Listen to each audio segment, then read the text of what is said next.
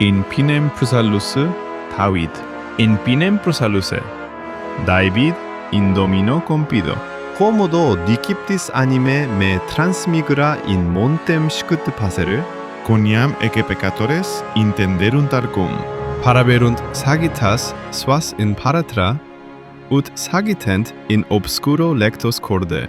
konİam quae perfe.kis.ti desʻtruk.se.runt ʻjus.tus altem. Quid pecet? 호절. Dominus in templo sancto, suo, Dominus in caelo sedes eius. Oculi eius in pauperem respiciunte. Palpebrae eius interrogant filios hominum. Dominus interrogato justum, et impium qui autem diligit iniquitatem, odit animam suam.